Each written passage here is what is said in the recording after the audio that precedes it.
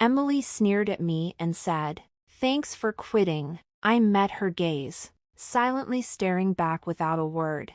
"It's about cutting labor costs. We don't need a hag who exploits overtime pay at our company," she added, clearly pleased with herself. Tom seemed satisfied, too. A week later, I received a call from the company. As soon as I picked up, the president's voice came through the line. "Who exactly are you?" he demanded. I laughed mockingly at his words. "I'm Lily Johnson," I replied. "I turned 59 this year and have been working at this company for 37 years since graduating from college. Our company employs administrative scriveners, social insurance labor consultants, and tax accountants to handle clerical work for our clients. This is particularly popular with company presidents who run their businesses alone and lack time for administrative tasks. We take care of those tasks for them."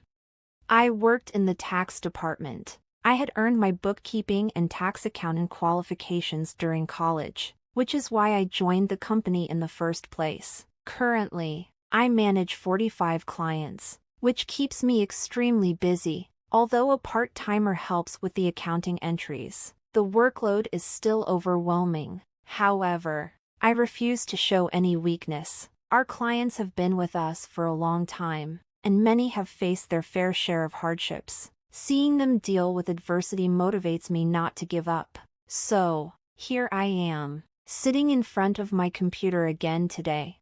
Lately, I've been troubled. Tom and Emily have been subjecting me to insidious harassment. Tom, who is 7 years younger than me, is the head of the tax department. He used to be just a regular colleague, but his attitude changed drastically 3 months ago when he got promoted. He used to speak politely, but suddenly, he started talking down to me. "Lily, what are you doing? You've got some nerve slacking off during work hours," he'd say, always either sarcastic or complaining. "I'm looking at documents for tax-saving strategies for our clients," I would retort, but Tom remained unfazed. "Just check the manual for that. Don't do anything unnecessary, and if you end up working overtime, don't expect to get paid for it." Tom glared at me, his words filled with disdain. Unable to respond, I turned to Emily, Tom's assistant. She chimed in, "Lily, you should work more efficiently. At this rate, you'll never finish. That's why you're still a rank-and-file employee." Emily laughed mockingly. I was the first to be offered the promotion to department head, but I declined at the time. Taking the head position meant more management responsibilities and less interaction with clients. However, this was an internal offer, so Tom and Emily don't know about it. "I'll make sure to complete my regular duties as well," was all I could manage to say. Still, Tom and Emily's harassment continued. "You're increasing overtime again? What a waste!" Tom's angry voice echoed through the office. "Lily, cut it out. Your constant overtime is dragging down the whole tax department's performance." Emily sighed. The reason for yesterday's overtime was simple. Tom had accumulated a month's worth of declaration forms that needed to be filed by the end of the month. After work yesterday, Tom suddenly said, "Take care of these," and left several client files on my desk. I turned pale when I saw the files. "Wait, these all have deadlines this month, right?" I asked, confused. By then, Tom was already nowhere near. Looking for him, I saw he was already packing up at his desk. "I'm heading out. Take care," he said and quickly left the office. "Good luck." Emily followed Tom out, laughing mockingly. Unbelievable. I sighed and opened the client files left on my desk. Moreover, some of the files were Emily's responsibility. I sighed even deeper. I knew why Tom was harassing me. They wanted me to retire quickly. I have more experience and deeper knowledge of taxation than he does, so other members of the tax department come to me with their questions instead of Tom. There are other reasons why everyone avoids Tom. He looks greasy and unapproachable. And the only female employee who stays near him is Emily. Tom likes young women, which is probably why he wants me to retire, so the other female employees will rely on him more. It's such shallow thinking. It gives me chills. There's also the fact that he simply doesn't like me. Emily was harassing me to curry favor with Tom. Tom evaluates the performance of the tax department, so she probably wanted to undermine me to get a good evaluation from him. Anyway, I have to manage these declarations. Not only do I have to prepare the tax declarations for my assigned companies, but it looks like I won't be able to finish today's work either. But if I try to claim overtime, I resigned myself to the prospect of unpaid overtime, knowing I'd only get complaints from Tom and Emily. Then, one day, I was suddenly called into the president's office. Our company had just undergone a change in leadership. The president's father, who had managed the company since its founding, had recently fallen ill and handed it over to his son. The new president had worked elsewhere and wasn't fully familiar with our operations yet, but he had little choice in the matter. "Excuse me," I said as I entered the president's office. I noticed Tom and Emily were already there, both with unpleasant smirks on their faces. "Why are Tom and Emily here?" I muttered quietly to myself. In this tense and strange atmosphere, the president spoke. "Lily, we'll need you to resign by the end of this month." "Excuse me? What do you mean?" I asked, my mind spinning. "I've heard from Tom and Emily that you've been overbilling for overtime," the president explained. "Other members of the tax department only have about 15 hours of overtime per month, but you're already over 80 hours. Don't you find that odd? Tom and Emily have 0 overtime this month. Impressive, right?" He looked at me sternly. The reason my overtime was so high this month was that I was doing Tom and Emily's work. But if I said it was Tom's instructions, it would make me seem incapable of managing my own time. So I just stated the facts. I haven't overbilled for overtime. It's a result of not being able to finish my work within regular hours. The president sighed deeply. "I'm doubtful, but there's no evidence, so I won't pursue it further. However, we can't continue to employ someone who works that slowly, so I want you to resign." The president seemed to have made up his mind. I was being asked to leave the company I had dedicated my entire 37-year career to. I felt exhausted. No matter how much extra work I did, it was never appreciated. Instead, I ended up taking on Tom and Emily's tasks as well. "Yes, I understand. I'll resign at the end of this month," I found myself saying to the president. I glanced at Tom and Emily, who were smiling smugly, clearly pleased with the outcome. After leaving the president's office, Emily looked at me and said, "Thanks for quitting," sneering as she met my gaze. I silently stared back at her. Tom gave me the same condescending look. "We're cutting labor costs. We don't need a hag who exploits overtime pay at our company," he added, clearly pleased with himself. While watching the two of them chatter cheerily, I thought about the handover process and began creating the handover documents for all my clients. Of course, I didn't miss saying goodbye to the people I was handing over to. For the clients I couldn't meet in person, I sent letters informing them of my successor. A week after I resigned, I was finally relaxing at home. I had been busy with the handover until my last day and had been extremely busy even before that. A little relaxation seemed well-deserved. Just as I was thinking this, my mobile phone rang. The call was from the company. What could they want now? I made sure to take care of the social insurance procedures. I didn't answer the phone initially, but then the company called several more times. In fact, I had also received several calls from Tom and Emily's personal mobile phones. Perhaps they thought I'd answer if the call came directly from them. Reluctantly, I decided to pick up. "Hello?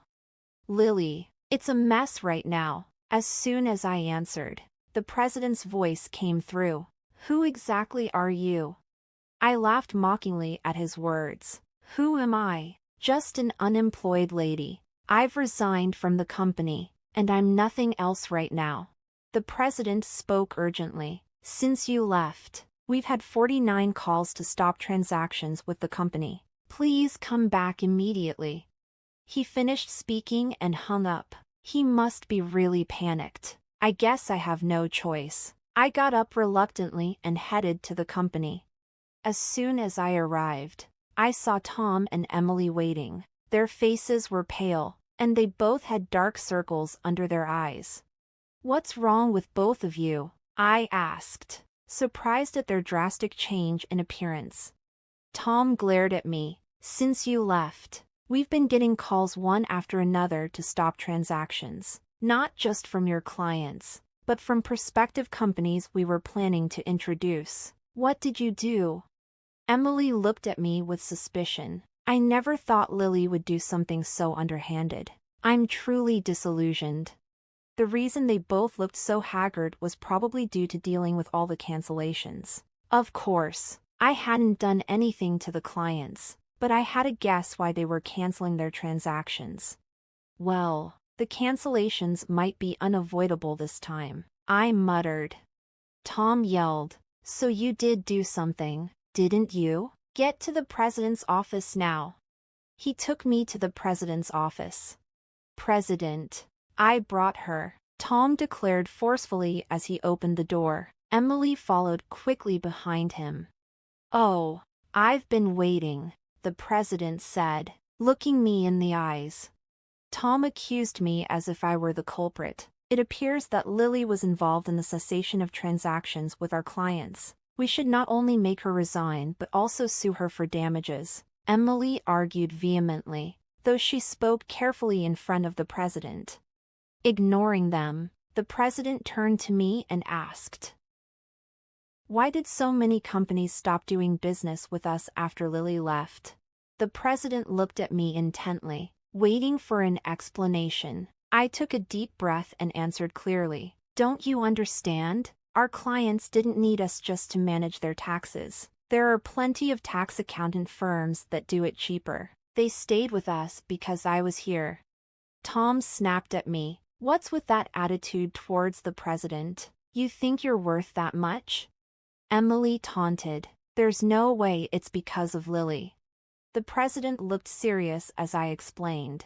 "Tom and Emily work based on the manual, optimizing operations, but I do more than that. I offer tax-saving strategies tailored to each client's situation. Uniform responses don't always serve the client's best interests. Many clients preferred my approach and stayed because of it." Tom was furious. "How can we afford to give such detailed attention to each case? It takes too much time." "That's right. It's inefficient," Emily agreed emphatically. The president sighed deeply and said, "Actually, I just got a call from my dad, the former president. Some of the clients who stopped transactions contacted him directly to discuss the situation with Lily."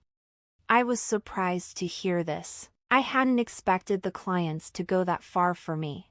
Dad said that the tax department was viable because of Lily. She not only managed her clients but also supported her colleagues' clients. She has knowledge that Tom can't match. Dad also mentioned that if Lily hadn't declined, she would have been in a higher position than department head by now. The president spoke with a pained expression.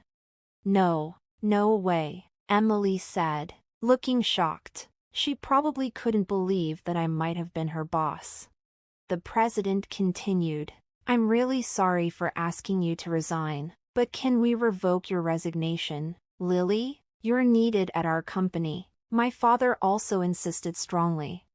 I was honestly happy about the president's change of heart, but I couldn't accept his offer immediately. Then Tom interrupted our conversation.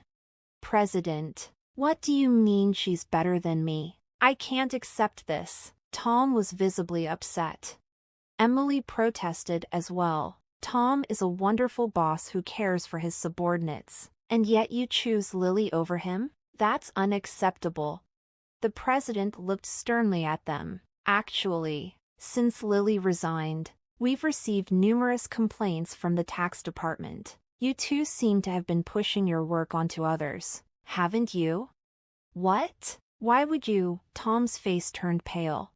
The president continued with a look of disgust.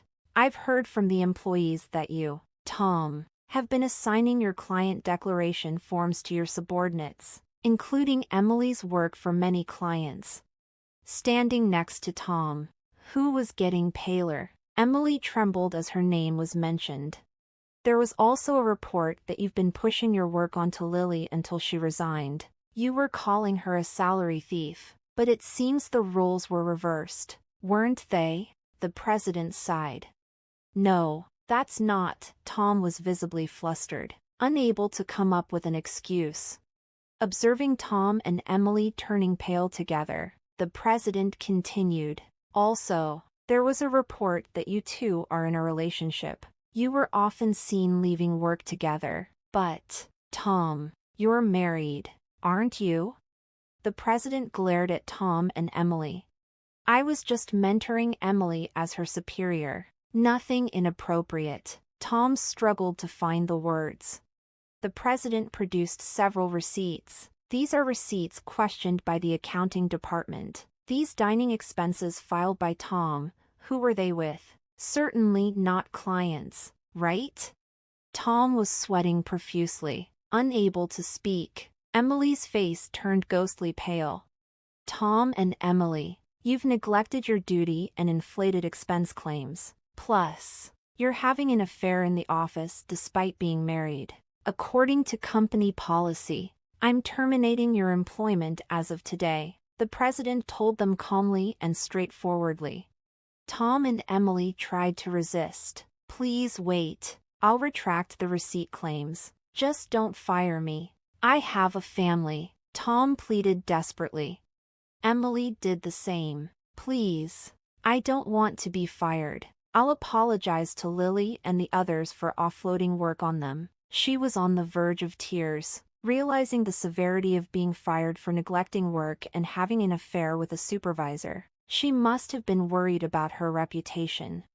I advised them, why don't you just stop resisting? It's undignified. Tom glared at me. Shut up. What would a single person like you understand? I sighed and replied, Tom, you were the one who got me fired. It's just karma, what goes around comes around. Why don't you take some responsibility and reflect a bit? Damn it. Tom looked frustrated, and Emily bit her lip. And I haven't reported this yet. But there's more to Tom and Emily's misconduct. Should I share more details? I asked the president with a smile. Tom and Emily's behavior was well known in the tax department. Their stories had reached me, whether I liked it or not.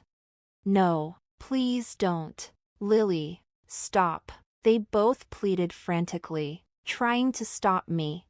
I gave them an ultimatum. Wrongdoings eventually come to light. It would be better for you to face reality before it gets worse. At my words, both of them collapsed to their knees. Ultimately, Tom and Emily were fired on the spot. I revealed their misdeeds afterward, which included Tom faking business trips to spend time with Emily and harassing employees they disliked into quitting. I tried to help those employees, but Tom and Emily's tactics were insidious. They repeatedly reprimanded and pressured employees out of my sight. It was also common for them to suddenly assign work with tight deadlines.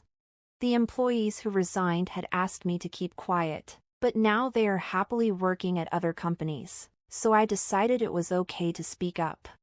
The president was furious at my revelation. He expressed his anger about cutting their final salaries and planned to thoroughly investigate past inflated expense claims. Tom was begging the president, tears in his eyes, please don't cut my salary. What will I tell my family if they find out?